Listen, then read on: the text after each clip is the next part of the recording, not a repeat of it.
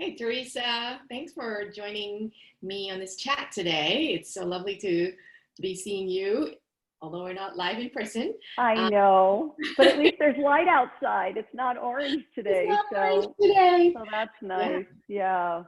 So I wanted to hear from you about your journey into Iyengar yoga. You can share that. Wow. As you probably know, I've had several careers. So, I was a lawyer, I was a nurse. I feel like both of those led me to Iyengar yoga in a strange way. Being a nurse had a lot to do with being into the body, and I was always very into movement. I always had some movement that was driving me. I danced in Carnival for years, and yeah, lots of body things. But being a lawyer, I think um, those skills really helped me as an Iyengar yoga teacher. Building a foundation and having a principle that you rely on, like the law, that you're then able to put different parts into to sort of kind of make things make sense. That has a lot to do with Iyengar yoga. But the truth is, I needed to be away from my work in order to get serious about yoga. And I remember looking for a class with inversions, and that's how I found Chad Belch, and he was my first teacher. Actually, Nora was my first teacher. After a surgery, I had been with Nora a little bit, and she and I stayed friends. She was sort of like somebody I would, call, and she would call me. We had the same surgery, and we had a friend who connected us because of our surgeries. But I feel like it was studying with Chad that got me to want to go deeper.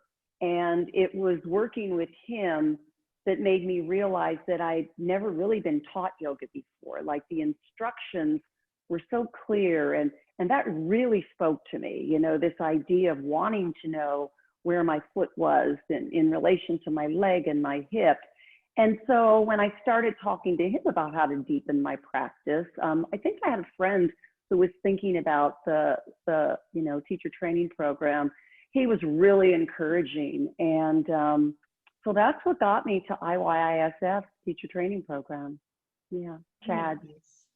And what would you say it's about what is it about the practice that makes you so drawn in and also to want to teach it? Well, again, I wanted to deepen my practice. So that's why I started teacher training. But it did not take long for me to understand that teaching was sort of like the method for learning. Like in thinking about the way you want to say things to a student, it's like that's how you sort of learn and get deep into the poses. And I still feel like teaching, like I would never want to stop teaching in some way, because that's what keeps my curiosity alive. I think I was mentioning to you before, when I prepare for classes, I'm constantly stopping and looking at Light on Yoga. I grab Lois's books. I look at little videos. One thing leads to another.